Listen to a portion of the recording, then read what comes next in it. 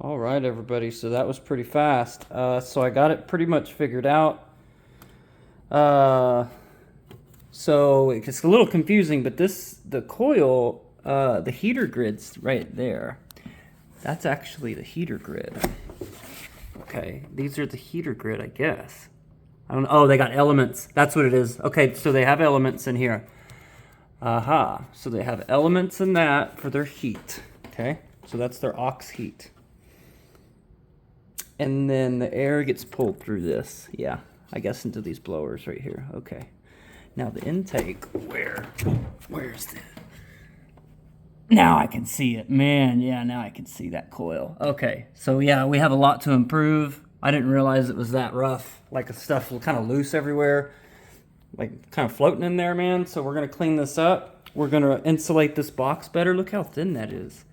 No wonder it sucks. Like they were as expensive as they made this on Amazon, because of the fact that I can buy a red one that has most of the same components but bigger and works good for half the price, tells me that this is a little overpriced. I mean, maybe we're paying for their engineering and package, but yeah, they could have done a little better, man. They could have made it just a smidgen bigger or longer and would have been way better and more efficient, man. I don't know why they don't. Maybe they do now, but I always wondered, why don't they make like mini splits for RVs, but you could do it like this. Like you could still have a cassette, like a thin cassette on the roof, and it even would look like a traditional, if you want to keep it traditional, it could even look like that, just maybe be a little bit thicker, maybe a little thicker. And then all you'd have to have is two holes for your refrigerant lines and their water drain. That's all you'd need. So I don't know why you would get way more efficiency that way, because everything's kind of isolated and it's not all outside. The box ain't outside, right? With this crap insulation. No wonder it wasn't very cold, because I was wondering. I was like, man, at least it's white, and it was easy to access. I was really surprised that they made it this easy for us to do this. Because 3 screws, man, and I just cut the foam pad right here off. It's super thin. I mean, I can't even, it's embarrassing that they would put that on there. I mean, come on. Like, you could have put 3/8 or quarter at least. That would have significantly improved the quality of this. Like, a lot. I'm gonna see. I'm gonna look at what's online. I might get like 1 inch or something. Whatever, the max I can fit in this puppy. I think that'll help, and then I'll clean all the obstructions out. I don't know how it's, so I guess, yeah, here's the bottom of the coil. The hoses are going up. They were like this, right? Just like that, exactly like that, kinked, right? So I'm like, how is this supposed to drain? That's like a mystery to me.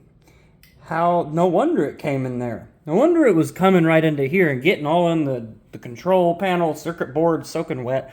And it wasn't even epoxied. I'm lucky it works still, to be honest, because this is real bad design, man. I'm going to update my review on Amazon. I might even make a short video if this is too long for Amazon.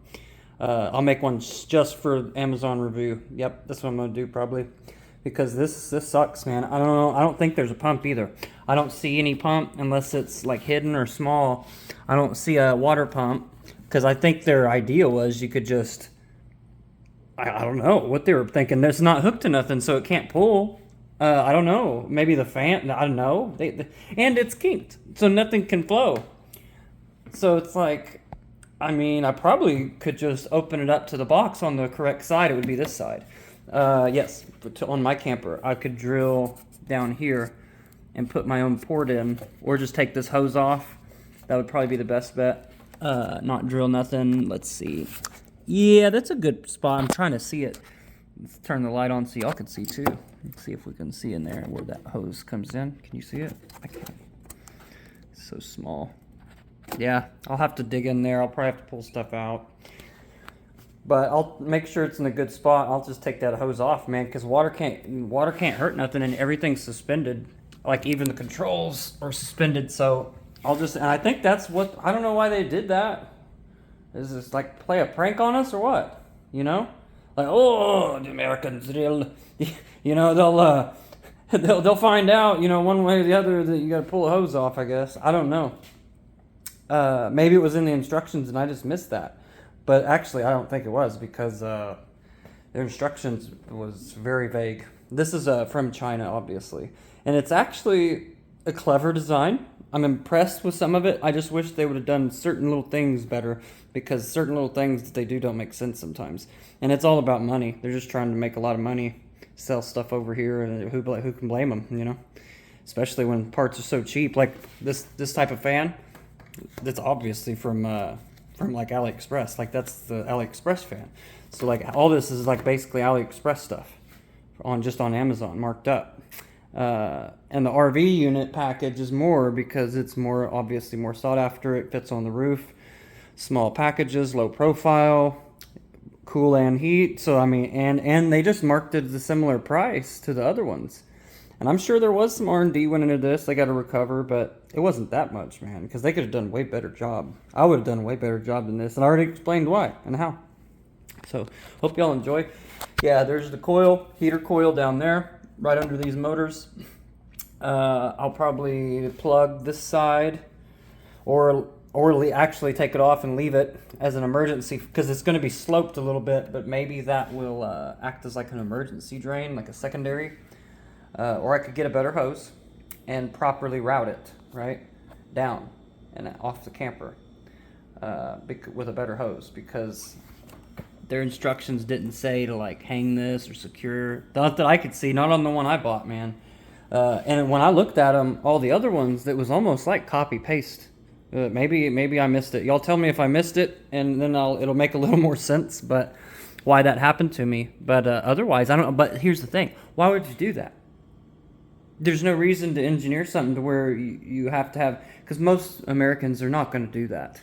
They're just going to put it on their roof and hook it up. It's going to work, and they're going to wonder why water's coming in.